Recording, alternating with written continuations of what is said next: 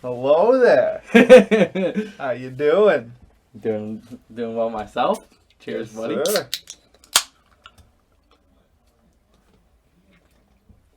So welcome to the Spoken Music Podcast, where we're just going to be talking about some of our favorite records, albums, any kind of music really, whatever we can get our hands on.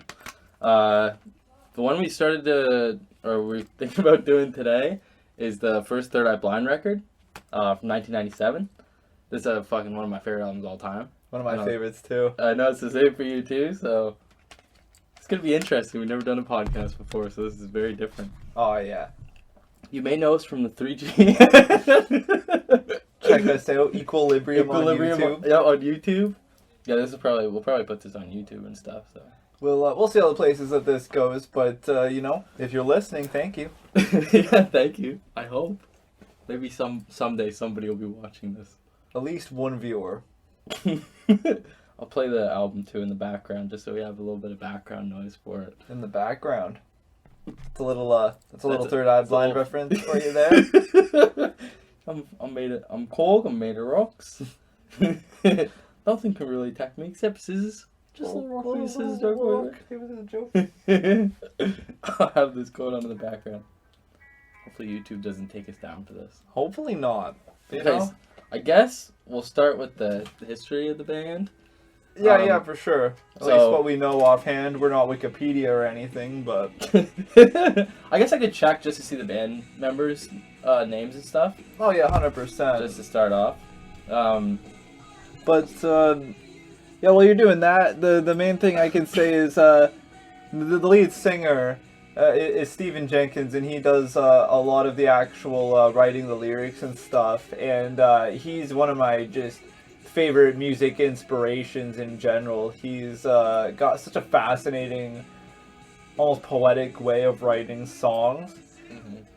And that's part of, I think, what makes Third Eye Blind's first album so special is Stephen Jenkins' lyricism and his vocal abilities. Yeah, I agree, honestly, and it definitely shows on the first album, more than anywhere. I mean, on their second release. Yeah, here, I'll go through it and do the history of the band for a little bit. So this is their first album from 1997. Apparently the band started in San Francisco in 1993, so a couple years before this 4 years album. before a studio release. Yeah, that's actually pretty crazy. I didn't realize that. The band, most of the time when it was on this record and the follow-up Blue, the band consisted of, like he was saying, Stephen Jenkins, what's his name? Kevin Cadigan. He's the guitar player. He's also the other songwriter of most of the songs on the album.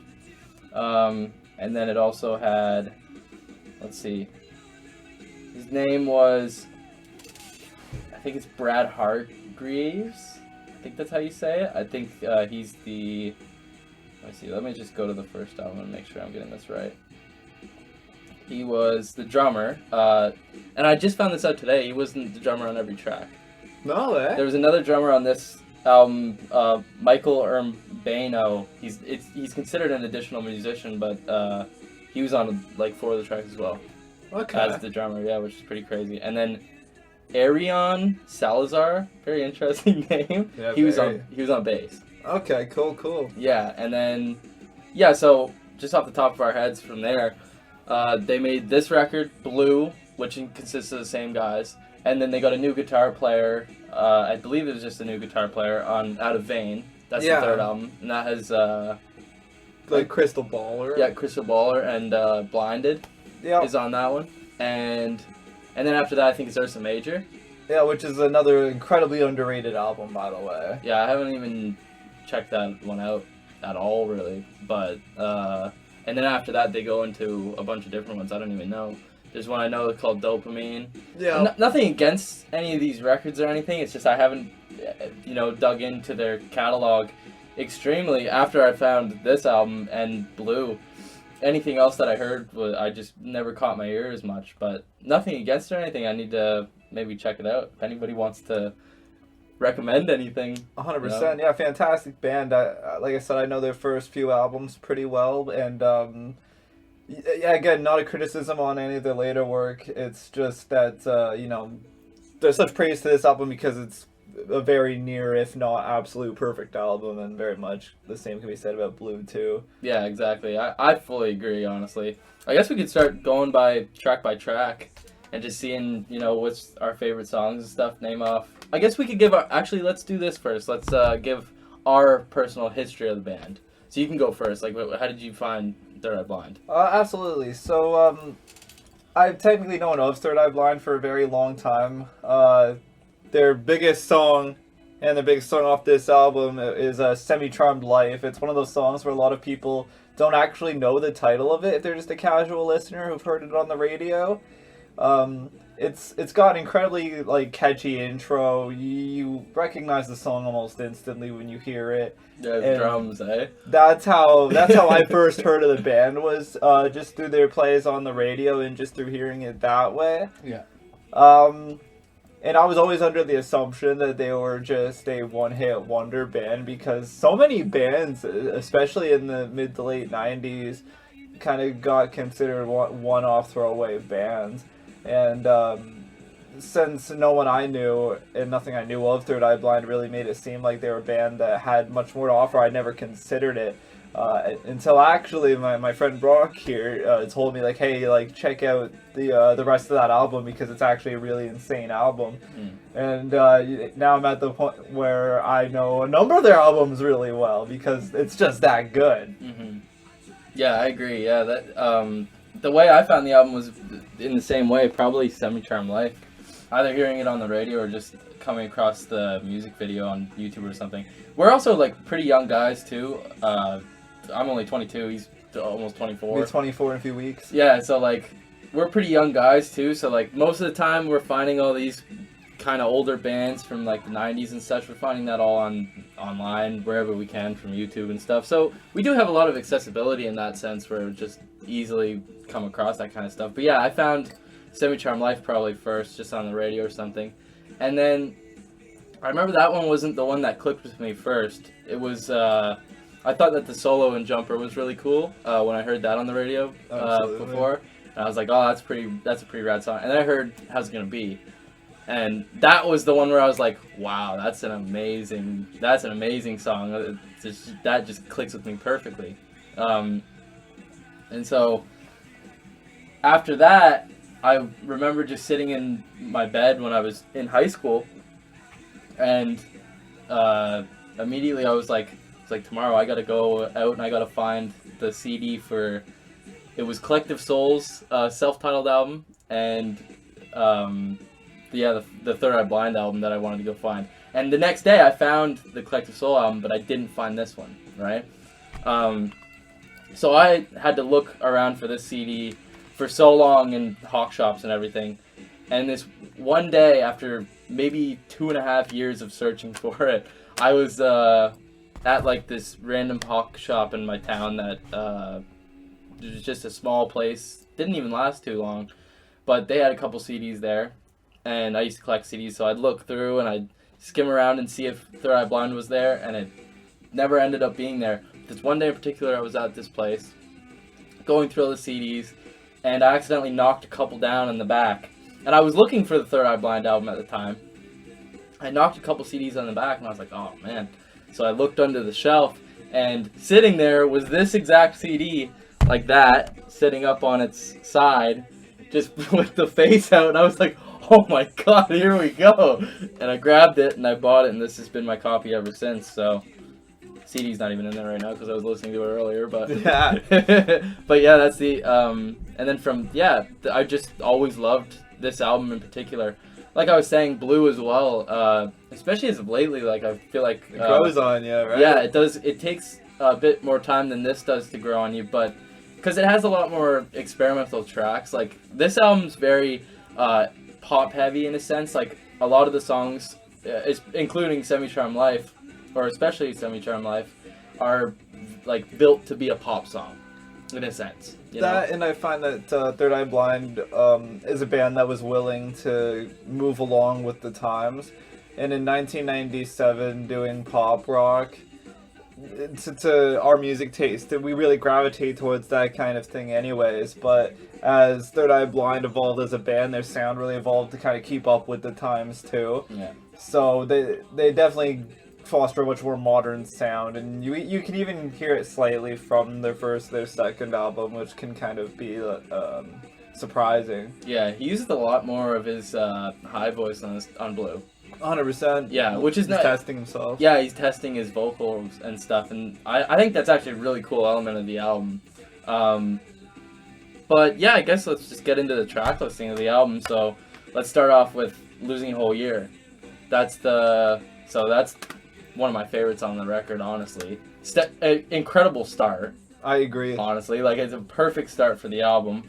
That's the one with the music video where they're like in the smiling lady. Yeah, with the smiling lady, and she's in like slow motion, and it's a little cheesy, but it's a pretty cool video.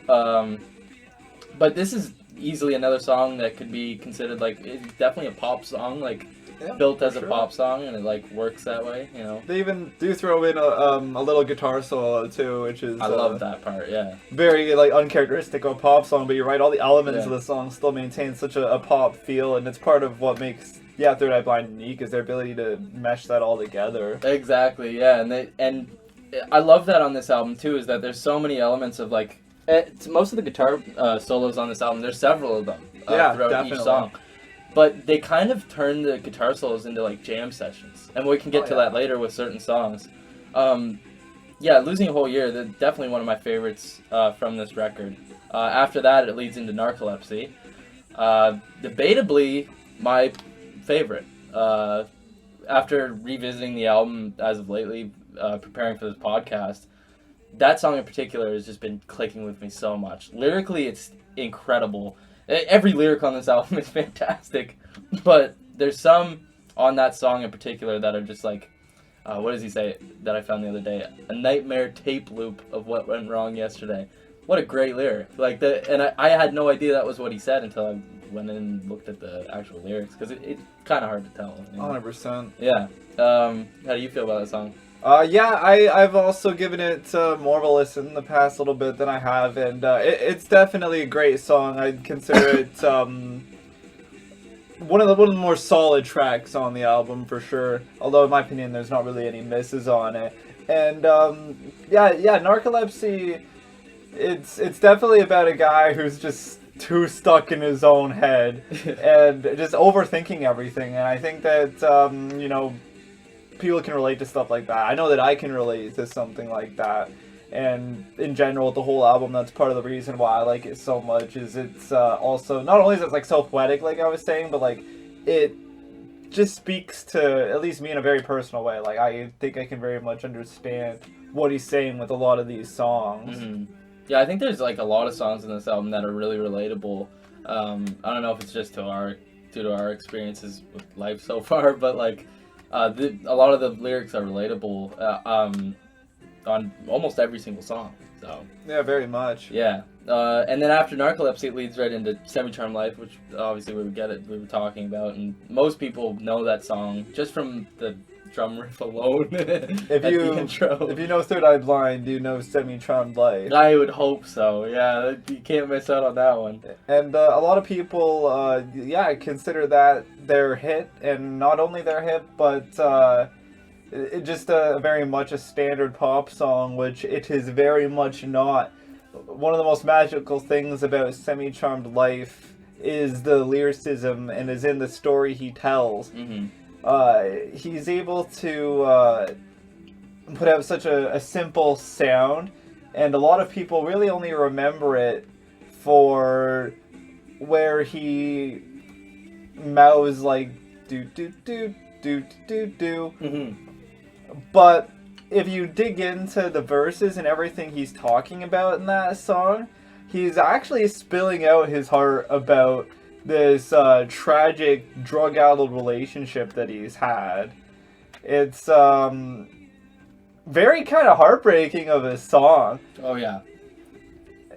But it's also, I guess, as the title says, it's semi-charmed because there is a bit of a charm and a beauty to it still. Yeah. Definitely a song worth taking a deep listen to and really checking out the lyrics on, though. Very beautiful story. Yeah, considering the lyricism behind that song, it's incredible that that song was even a radio hit.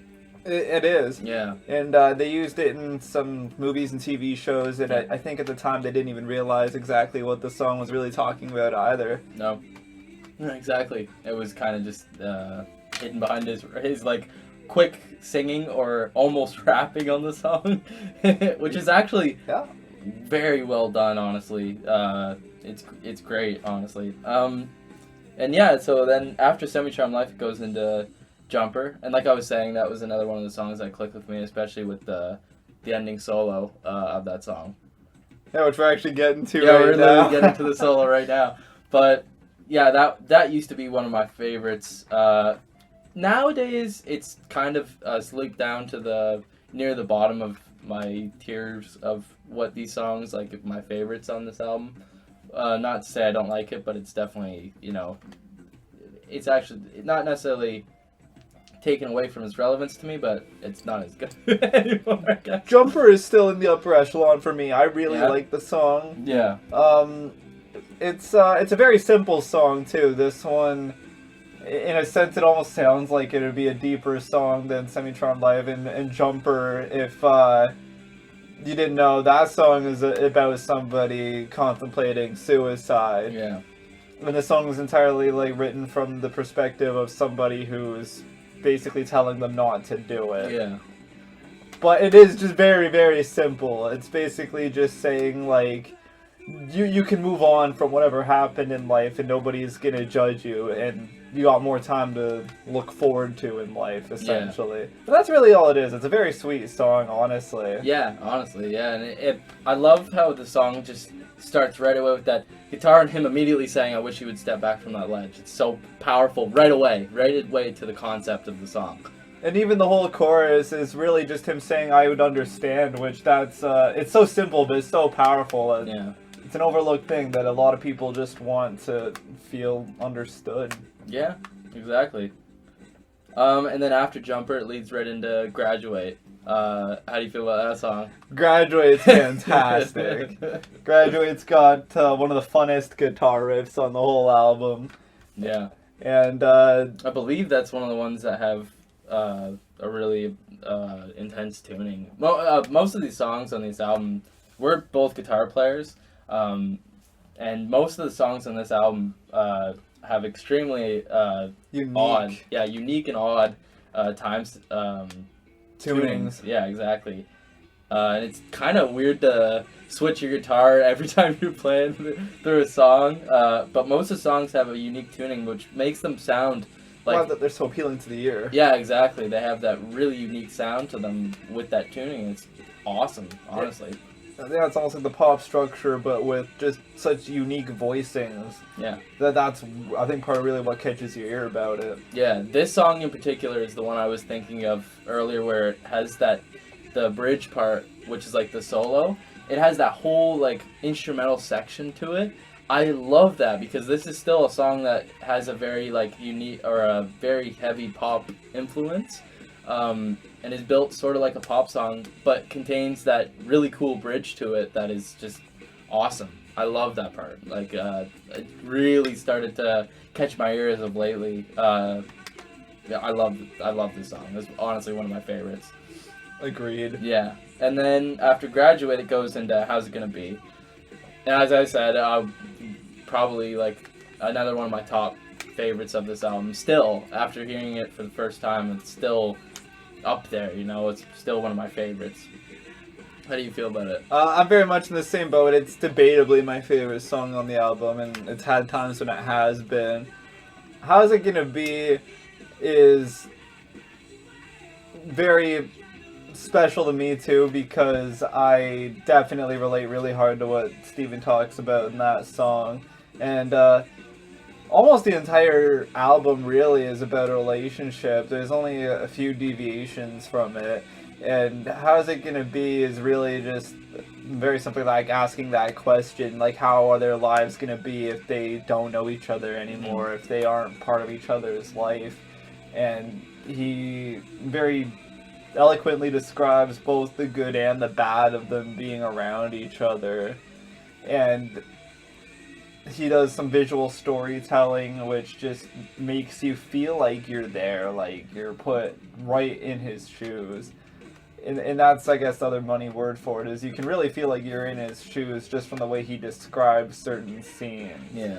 And How's It Gonna Be for sure has that. Yeah, I agree. You remember the video for that song? Yeah, I do. Very simple, and he's in the office building, and he's buzzing it, and he's screaming he's, like, into the yelling at buzzer. bar. Yeah, that's a pretty cool video. Apparently on that song I was reading, you know that the guitar sound in that, how it's like a little different? Apparently he's using an auto harp. It's called an auto harp. Never heard of it. Yeah, I've never heard of it used anywhere besides this album. It could be used in another thing, I know, but this is like the first use of it that I'm aware that it's being used, so it's pretty cool. It's a cool sounding instrument. But yeah, the first time I heard this song, it definitely clicked with me, meaning-wise too, you know? And like, there's a lot of times in life where that scenario that goes on in this song can, you know, happen to anybody, honestly. I'm sure that most people in life have been through a scenario that is like that, where they're gonna ask, how's it gonna be with or without somebody in their life? Exactly, yeah, and it doesn't even have to do with necessarily a relationship of like of a romantic nature. Yeah, of a romantic nature. Just friendship, someone in their family even. Yeah, exactly, and that's what's so powerful about the song, is that it's just, it could happen to anybody. But it's such a beautiful song. Again, like I said, one of my favorites off their album. Definitely. But Steven definitely is talking about a relationship in this song in particular. Yeah, his point of it is definitely that. As you get to at the ending, where probably for the first time in the album, he really flexes some of that vocal range. At the very end of the song, he starts belting out lyrics like very hard and decently high. One of the highlights in the whole album. I agree, yeah. Narcolepsy does have also like some pretty highlight vocal performance on there. Like that song in particular really has some good ones. And then after How's It Gonna Be, it goes into Thanks a Lot. Thanks a Lot. Yeah, this is, again, another one of my favorite tracks. This is definitely this is an album track. This isn't one that was popular or anything at all. But super underrated. Very underrated, and for just an album track, it's fantastic. It could have been on the radio. Yeah, it coulda, shoulda. It's short too, radio length. Yeah, exactly. I love this song. Another one of my favorites. How about you? Do you think it's one of your favorites? I'd say it's it's a firm middle one for me. I definitely really like it. I agree.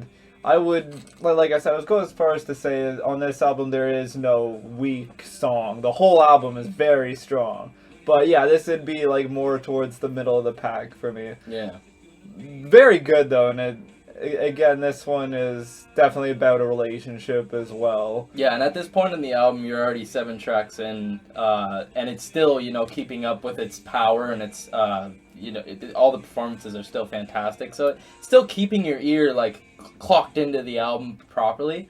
It's just it's a great song. And Steven heavily uses one of the elements in this song that he uses, like, at other points in the album and, like, even later on in their works, where he has kind of like layers of his own voice going on, and they're kind of all at different ranges, which is what helps keep your ear in there. Yeah. A lot of the times when people are like just not really singing, or they're singing to themselves, or they're singing in a car, they'll like kind of use their head voice, but which is when you're kind of singing like this. But Steven has such a way of doing it, and it sounds so pleasing when he does it. It's just something about his voice. It's a very cool and very unique. And I don't think you see many singers at all implement doing that the way he does, especially as effectively as he does. Yeah, especially in the 90s too. Like early on in the 90s, you know, it was all the grunge singers and stuff, which were a lot more all about belting. Yeah, and monotone sort of voices, which thank goodness, because that's, of course, like, it's a fantastic, magical. Yeah, it's magical in its own sense. Chris Cornell also has, like, of course, he's like a Robert Plant in the 90s, so, like, but, yeah, Jenkins definitely has his own unique style that I really had never heard before. Oh, one of the cats are getting into something. Oh no.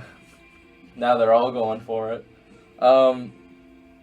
But yeah, for a middle point of the album, great. Yeah. And then it goes into Burning Man from there.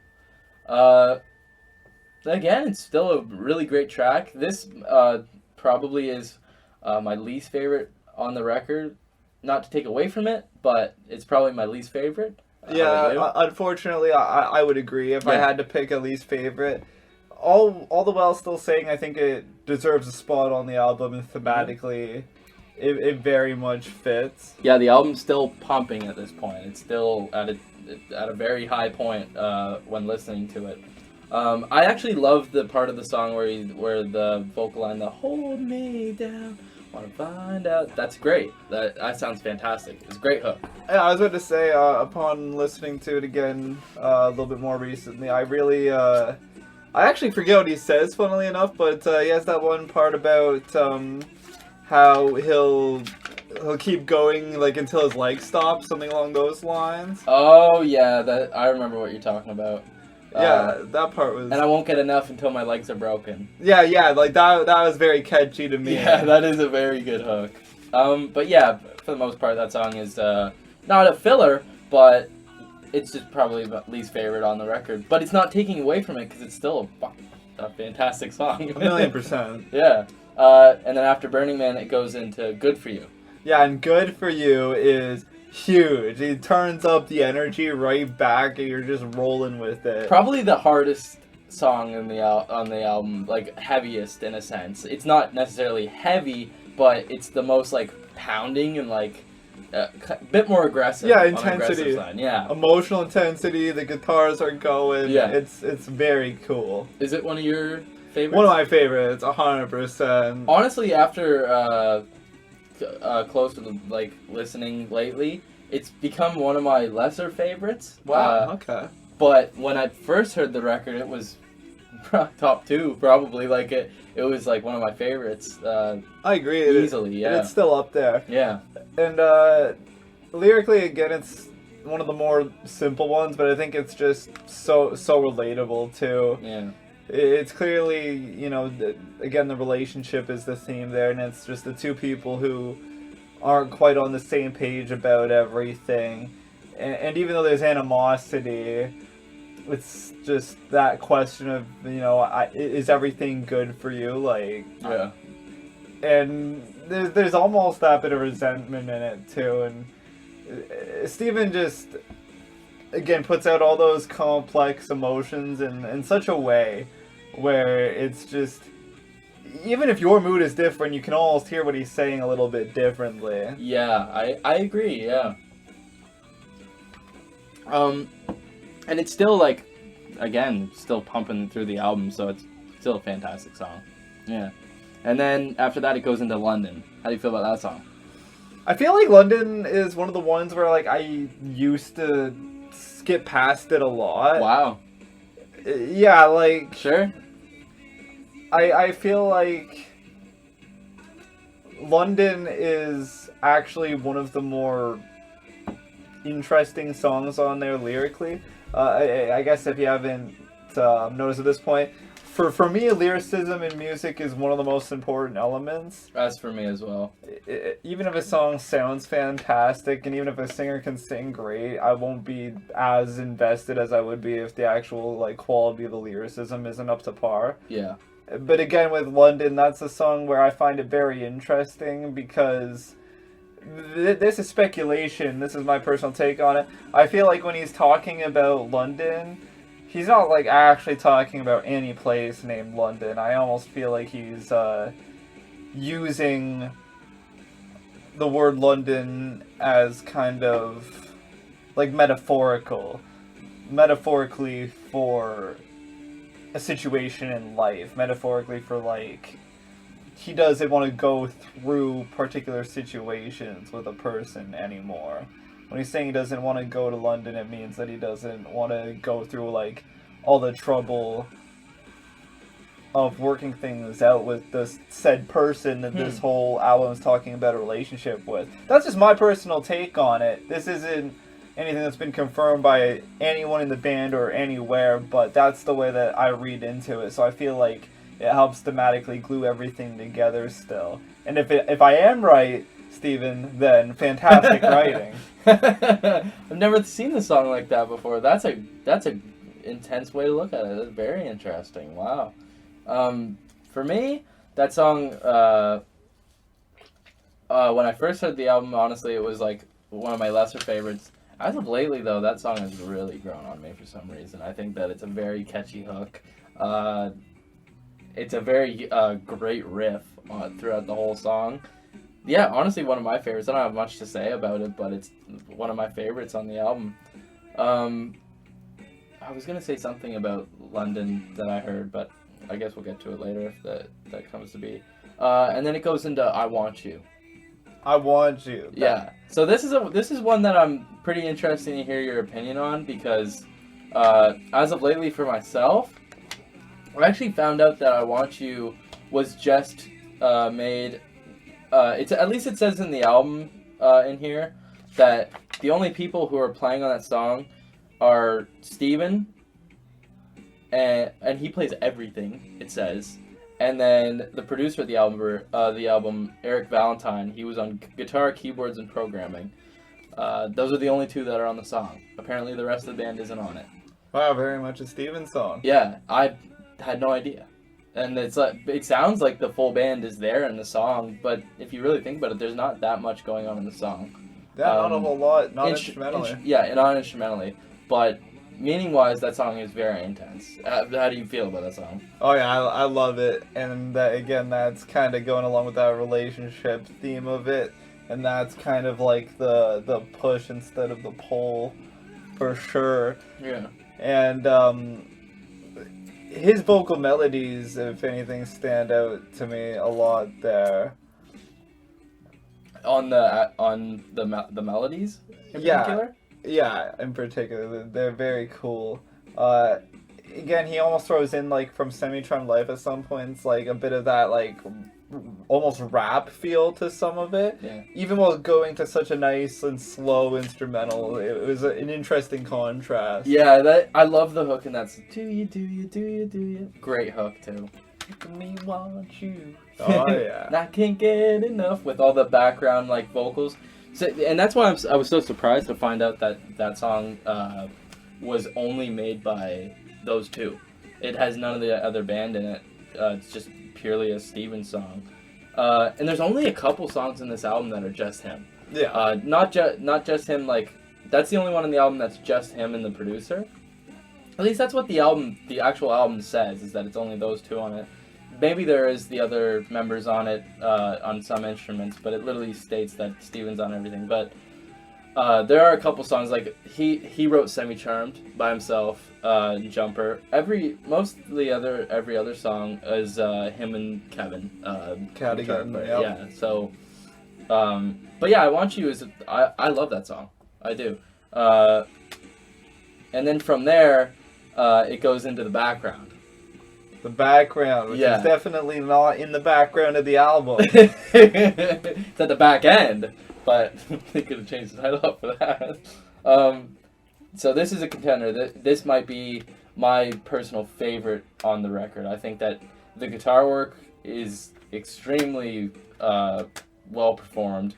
I think that the lyricism is extremely intense. I've never been too good on going in depth with lyrics very much, but I know a good lyric when I hear it. So I know that the background is a very intense concept of the song too. Very much. Yeah. And I agree with you. It's also in the running for me on being my favorite track on the album. Wow. And this is actually where my chosen highlight lyric of the album is too. There's this one passage where Steven says, "The plans I made still have you with me," and it is such a beautiful thing to say. Then he goes on to belt after that and let out like a very just powerful note. I love how the song is all quiet and soft until that very ending where the song goes nuts. Yeah, and the guitar comes in and almost pitch matches him, but it sounds really friggin' cool. When he screams, he says, "I felt you long after we were through," and he just yells and belts it out. and the guitar solo comes in, like, again, and then the song ends with that really cool, like, that little, like, instrumental thing that goes on with just guitar. It's such a weird addition, but it's perfect, you know? It is, it's very much. And he also, with the lyricism again, puts you into his shoes. And another highlight lyric he has that is when he says, when we walked 8th Street to the store. It's kind of such a generic line, but I almost feel like just saying that, almost anyone can at least visualize that if they haven't literally done that. Yeah. It really helps put you right into his shoes. Yeah, exactly. He's so good at that. So that's one of your favorite album or songs on the album? 100%. Cool, alright. And then from there, it goes into Motorcycle Drive-By. Now that song, so it's kind of odd for me. Well, what's your opinion on the song? It's definitely in the upper echelon. It's one of the best ones on the record. The weird thing for me was that when I first heard the record, I wasn't necessarily the biggest fan of the song. At the time, I was really into like the heavy guitars and stuff, and like I was really into grunge. And there's certain songs on here. That's why "Good for You" was such a high point for me. Yeah, that's straight closer to that style. Yeah, exactly. And but at the same time, the whole album did still click with me. But this was one of my lesser favorites. And then just over time, accepting more, sounds and music and stuff, like this song has easily become like one of the top 3 favorites of the record. And I believe that this song is also a Steven one, just him writing the song himself and then the whole band performing it. 100%. Which makes sense because most of the song is him and his guitar, just that beautiful riff, which is extremely hard to play and sing very at much. the same time. Good for you, Steven. If you ever watch this, it's incredible. I would say, actually, I can't recall. Is there even any other instrumentation on that other than just the guitar and him? Yeah, I think so. I'd have to think about it. I literally just listened to it a couple minutes ago. Yeah, same. At least that's all that really catches your ear for sure. Yeah, just especially guitar near the beginning. I think singing. there is drums at the ending of the song, and like the guitar goes heavier, and then it like shrinks back into the softer. Yeah. Yeah, I think so. But that's definitely what catches you. It's just that nice floaty acoustic guitar and Steven singing. Yeah. That's a beautiful song. Do you know the meaning of that song at all? Or what's your interpretation of it? My interpretation is, again, this is kind of going along with the whole relationship theme of the album. It almost seems like there's maybe been a little bit of a break since the last time he's talked to this person, and it seems like he's going to visit this person. And again, with his vivid ability to paint a picture, he talks about the actual journey there, which presumably is on a motorcycle, but who knows. Mm-hmm. And he talks about where he is, which I didn't know this, but he mentions going to Chelsea, which at first I thought maybe that's the name of the person he's talking about. It turns out Chelsea's actually a place. He's alluding to a place. Yeah, I found that out recently too. Yeah, it's cool. Yeah. So I guess if you know the area, then he's really painting a picture. But either way, and he talks about like crashing on the couch there and all that stuff, and you can really feel in that song that he's kind of questioning if he's made the right decision to put distance between him and this person or not. Yeah. Again, one of my favorites. And then, after that, it leads into God of Wine, the final track on the album.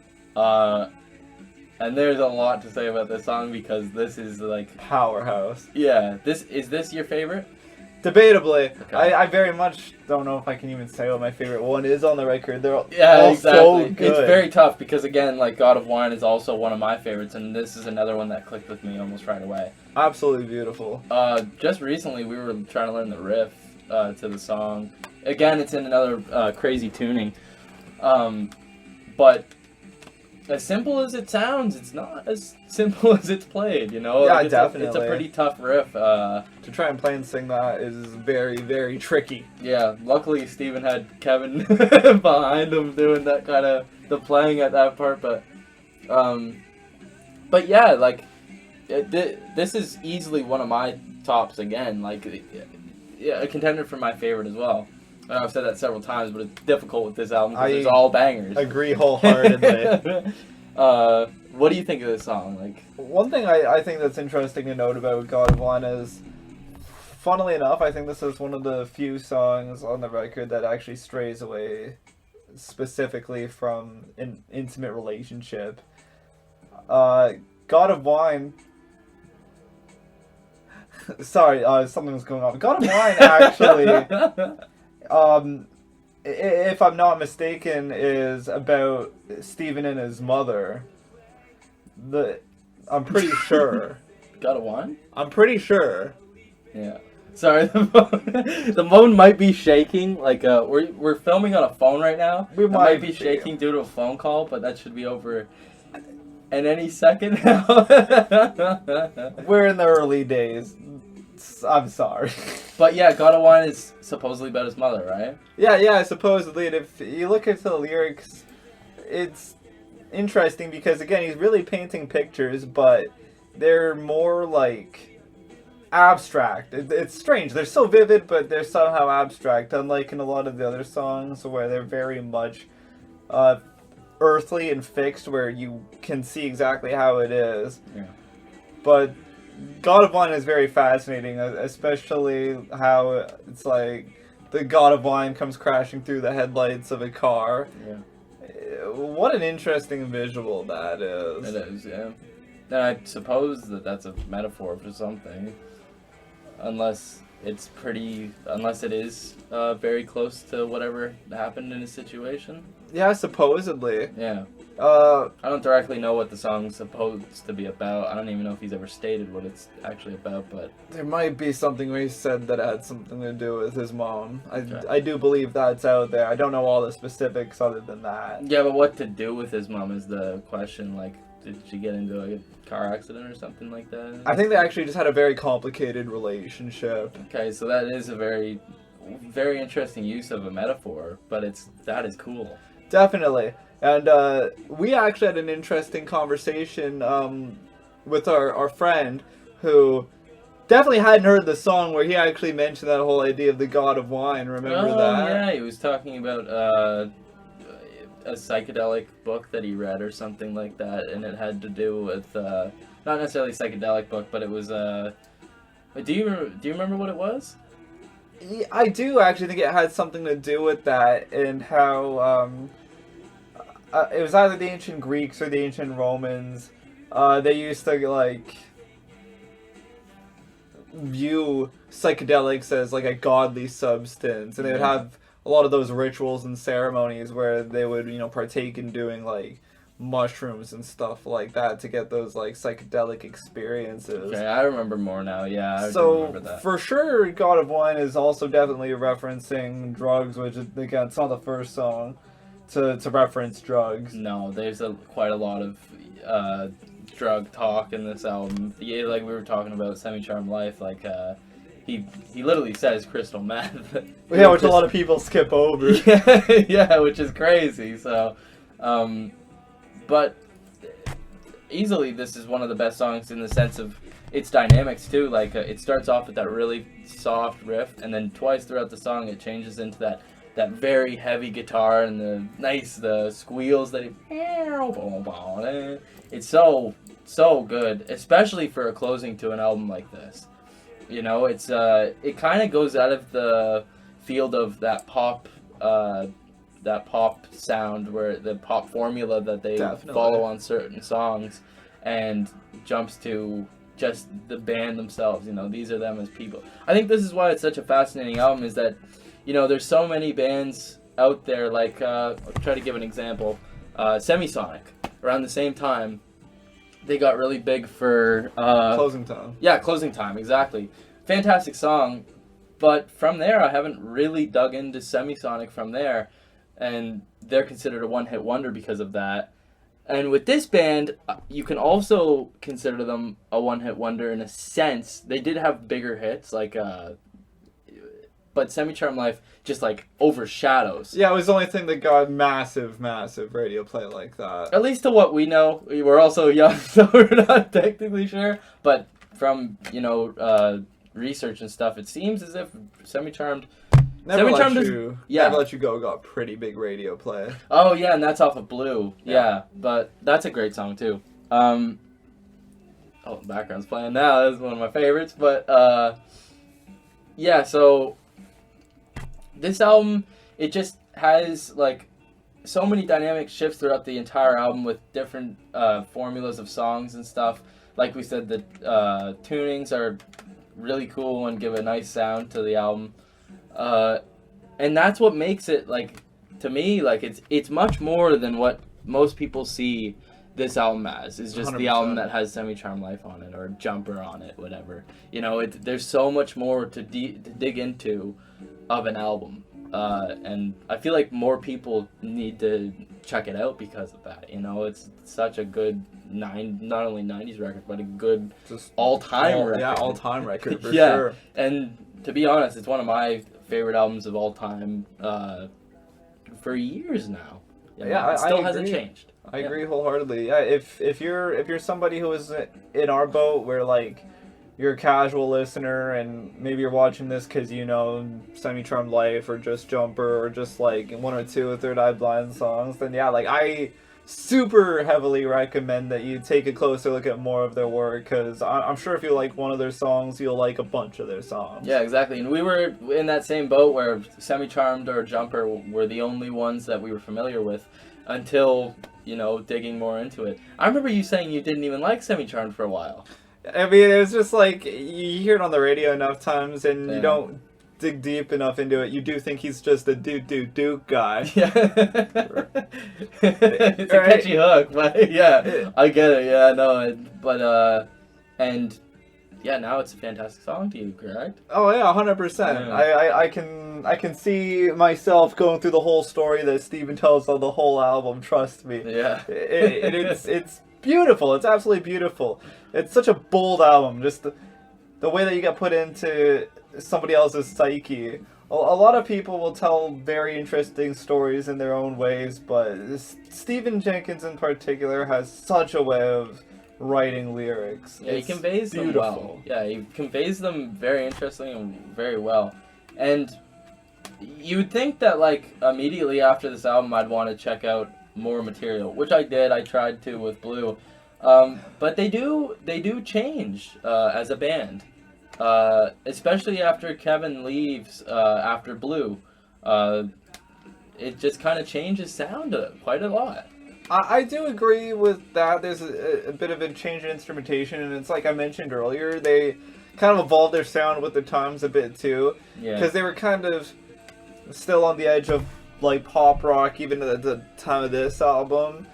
And they kind of, in my opinion, did what it takes to still at least be loosely attached to the pop scene through the times. Yeah. Yeah, exactly.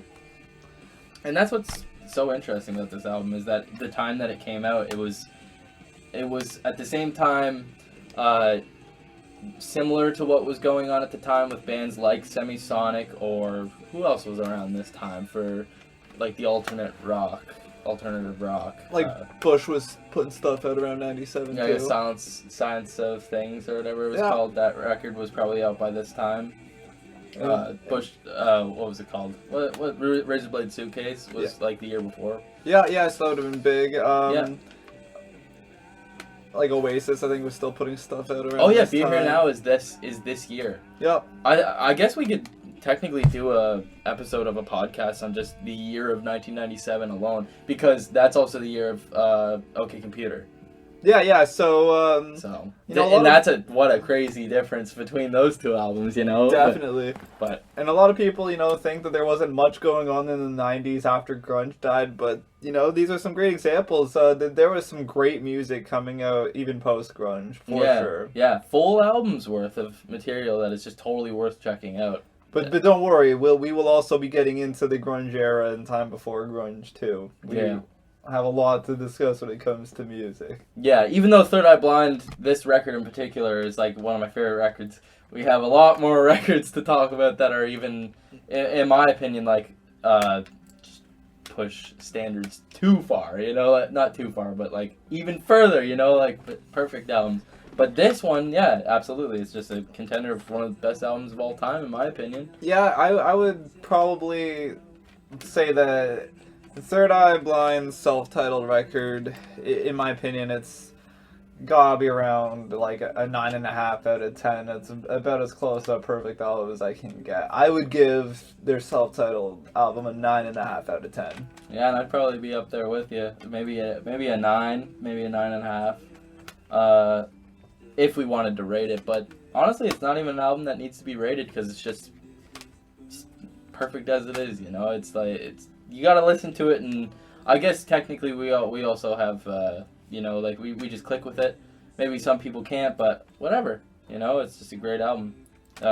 Any closing remarks, I guess, about the album, about the band themselves? You know, Steven, just how inspirational he is to you. Yeah. Steven is just, he's one of my biggest musical inspirations just in general. I'm absolutely enthralled by his ability to write lyrics. As I've said enough times during this podcast, it's just incredible.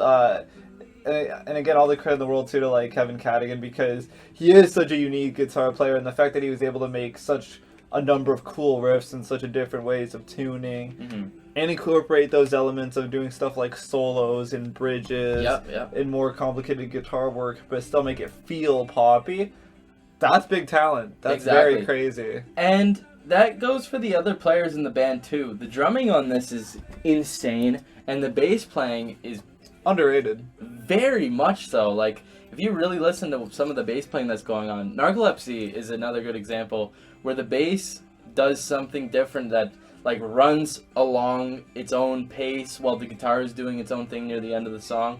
That sounds so cool. There's certain what song is it where I think it's actually Thanks a Lot, where the bass comes in, it's very high up. Boop, boop, boop, boop. That part. Yeah, that's great bass playing. Apparently the drummer was inspired by Ohio Players and James Brown. Ohio Players is the guys who made Love Roller Coaster. Yup, and James Brown, which they have some of the best drumming of all time, so that very much makes sense. Yeah, and it was cool to find that out. I was like, oh, very interesting. He had some interesting influences to be putting on a rock album of the 90s, you know? And I also read that Steven was inspired by bands like The Clash. There was a couple other ones too. The Clash was the one that I was like, oh, that's pretty cool, you know? It's I could kind of hear, I guess, maybe elements of The Clash in certain songs, but a few, yeah. Yeah, but if he states that it was an influence, hey, maybe I just don't necessarily hear it as much, but yeah, the other musicians on this album are fantastic as well, and that's why I think that the band could have went a lot of different places if the whole group got along. Unfortunately, just certain circumstances led to them breaking up with Kevin leaving or whatever ended up happening with that. But with these two albums, you know, you like Blue as well. Basically just as much. Yeah, which self-titled's a 9.5, Blue is a 9. Yeah, I'm not as close to Blue as you are, but I do like a vast variety of songs on that album, and that's all the same members and stuff. However, like I said before, it is a lot more experimental and it's a lot more different vocally in basically every sense. You know, the guitar playing is similar, but he's also still experimenting with interesting things. Another fun fact too, before I forget, another interesting Third Eye Blind trivia while you were talking about inspirations and influences is for their big song Semi-Charmed Life. Steven said one time that he was inspired to make that iconic hook, the do from Lou Reed's Walk on the Wild Side. Yeah, I was gonna bring that up, but I totally forgot what song it was that he did, and yeah, it totally makes sense. Yeah.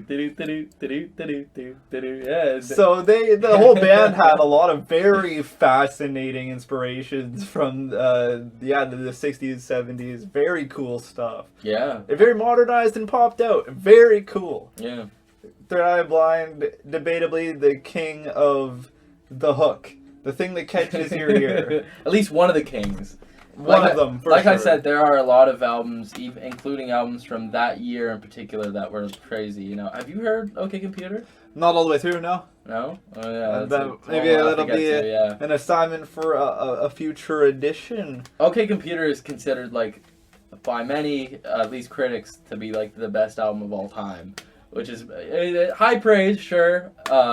But, like, there's parts of me that agree, and there's parts of me that don't, so that'd be a fascinating album to do as well. But it's the same year as this record, so there was so much going on in music at the time that was just so much to check out, really.